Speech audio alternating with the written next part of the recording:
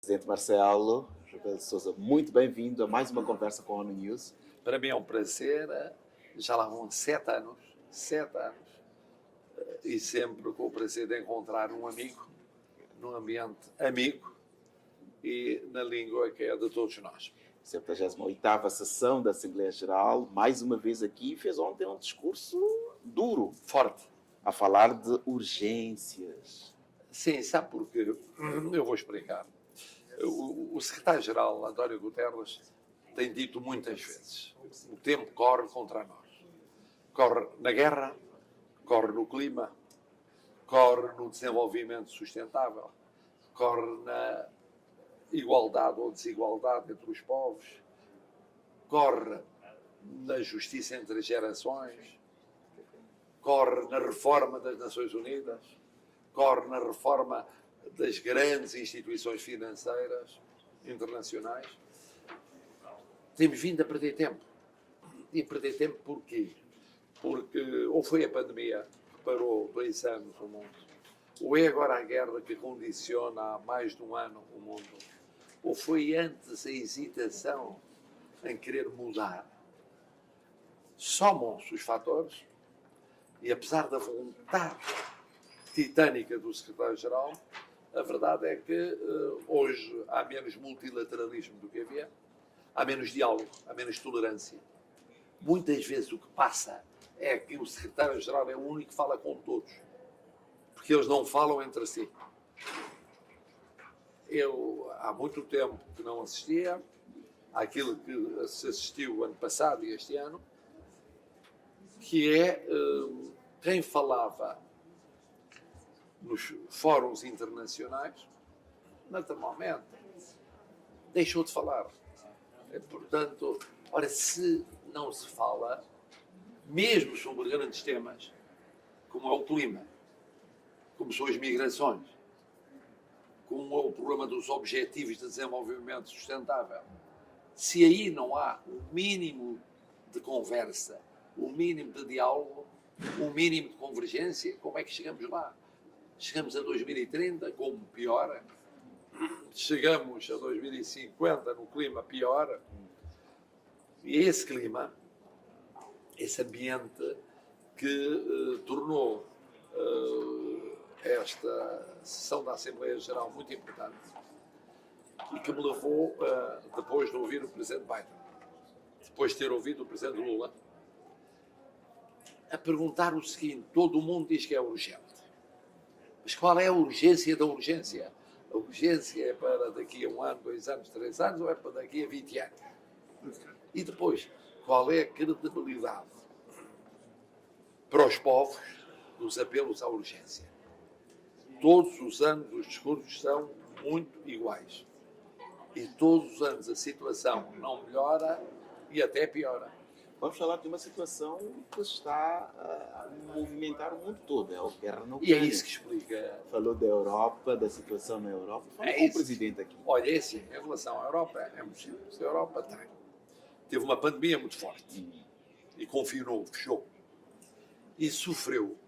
Fez sofrer a economia, as finanças, a saúde mental, de mais novos e de menos novos. Depois a guerra é global, mas é vivida na Europa. E, portanto, o efeito mais forte é europeu. Nos vizinhos da guerra, nos outros que têm ligação com os vizinhos. E isso mexeu com a Europa. Em período de guerra, os povos ficam egoístas. Os povos fecham-se. O multilateralismo, o diálogo, a tolerância apagam-se. É o que está a acontecer. E, pelo contrário, o que há é o enfrentamento, o choque.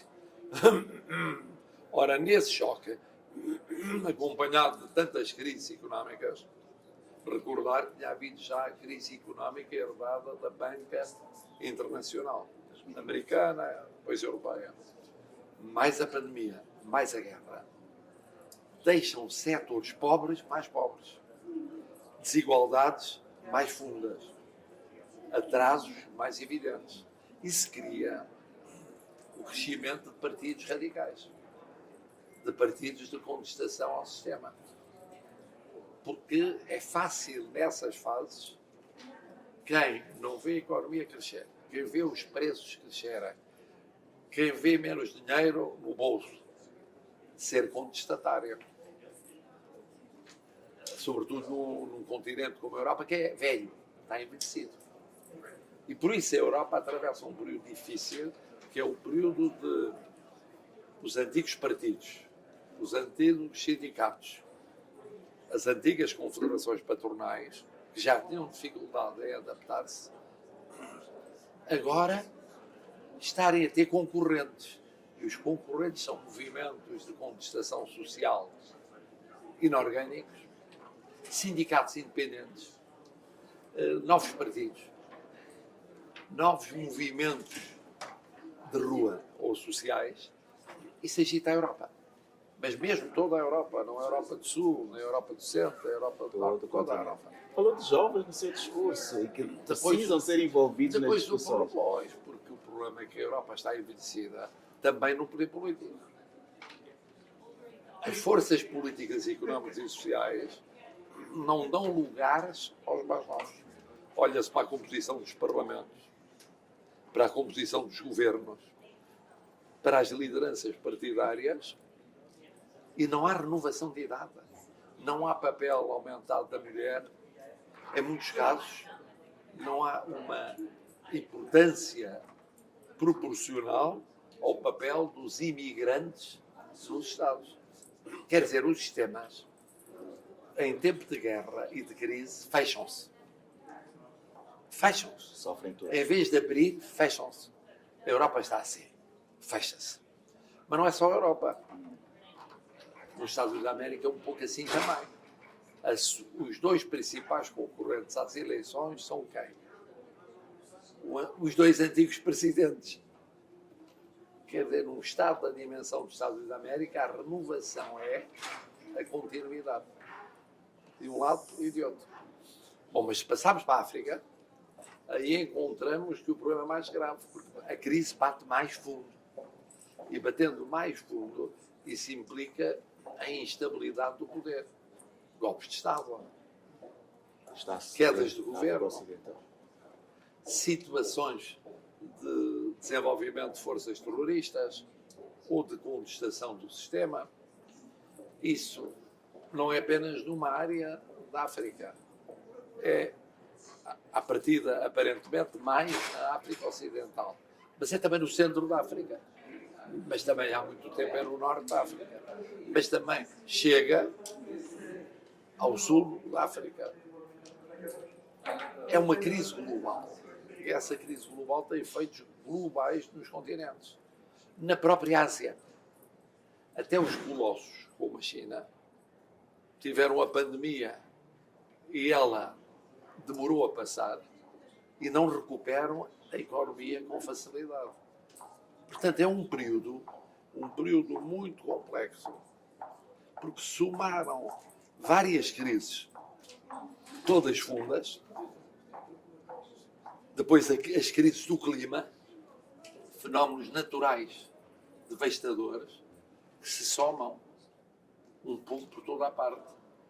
São incêndios, são cheias, são cataclismos variados, e isso tudo exige mais dos sistemas políticos, mas cria uma sensação de crise permanente, global e permanente.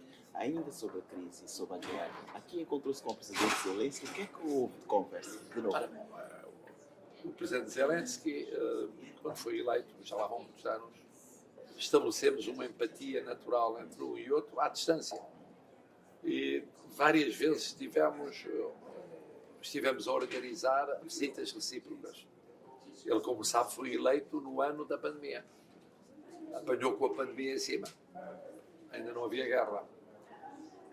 E depois, por causa da pandemia, fomos adiando visitas recíprocas, mas fomos falando várias vezes à distância.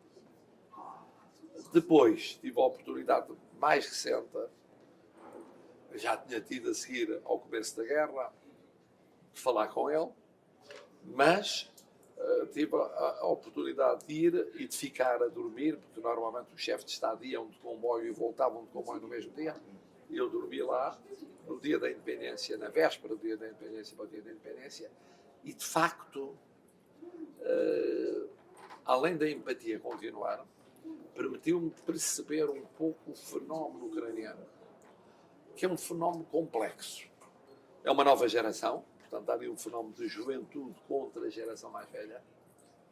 É um fenómeno nacional, da afirmação da independência nacional, da soberania, do território único e íntegro, mas há também ali qualquer coisa de luta porque se trata de ideais, de luta por causas, de uma forma muito intensa e apaixonada e arrebatada.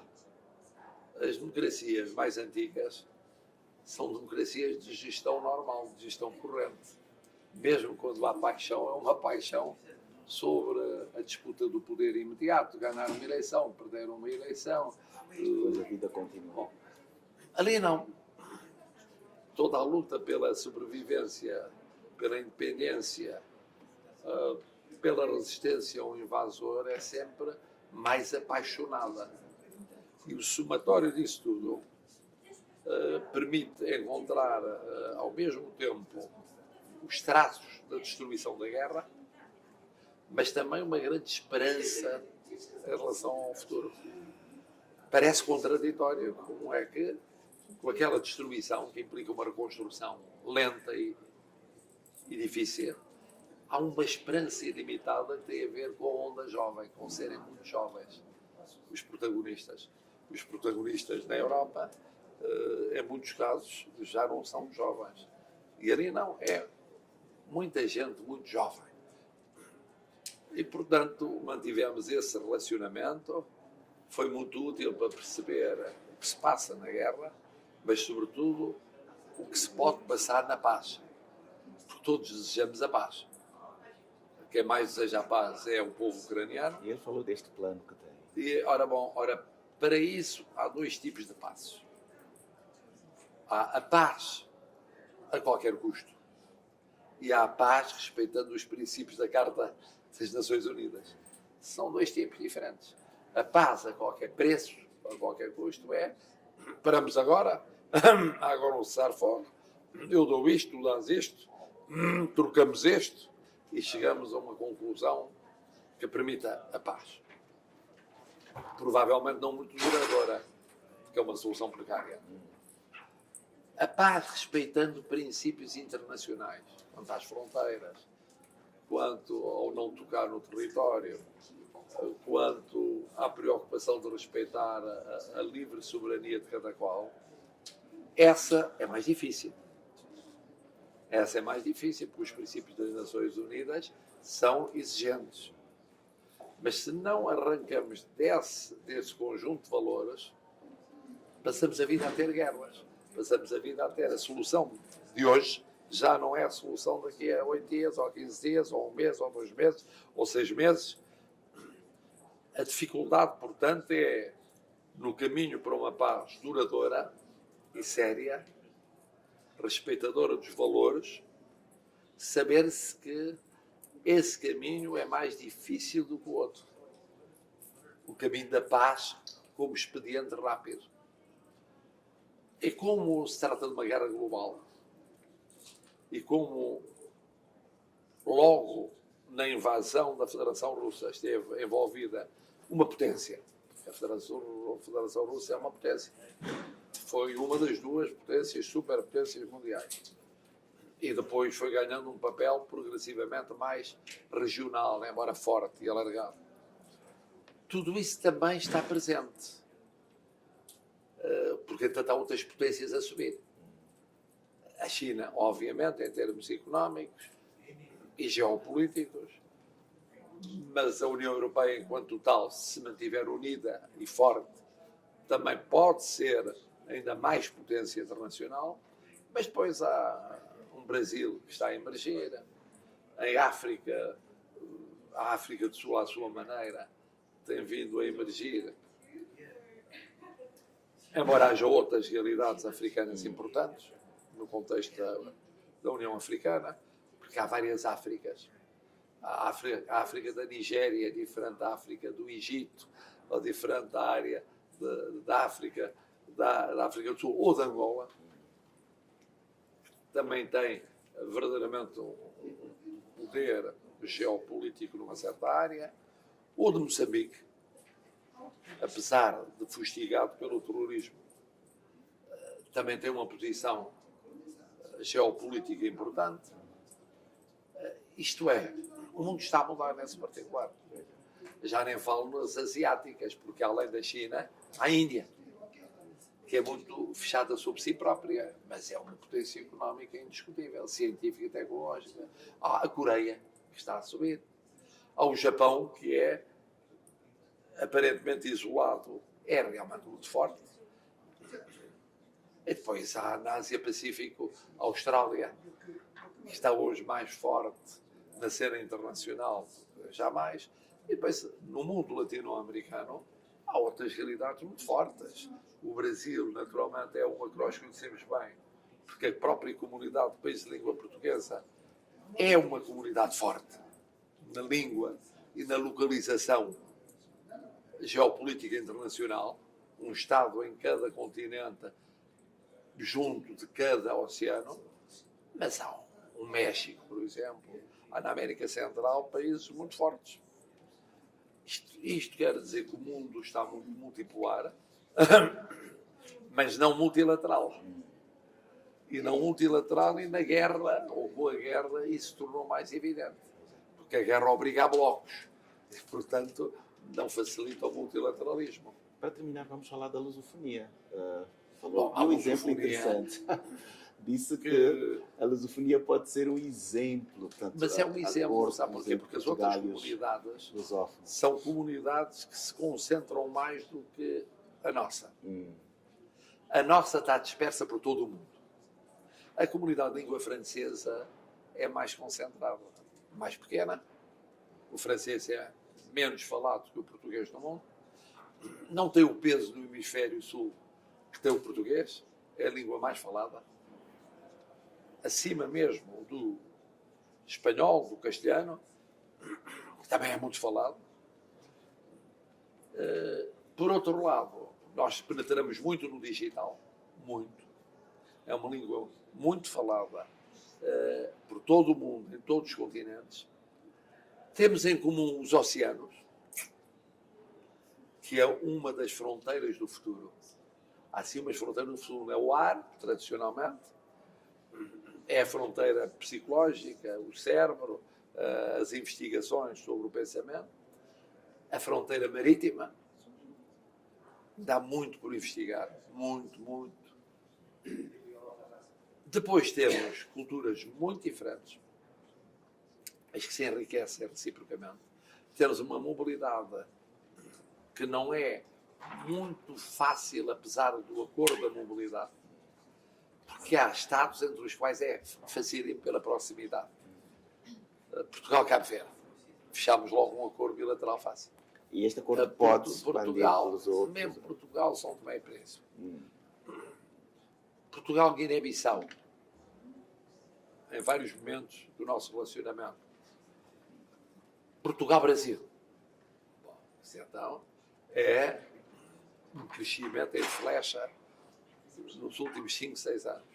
A comunidade brasileira está próxima dos 300 mil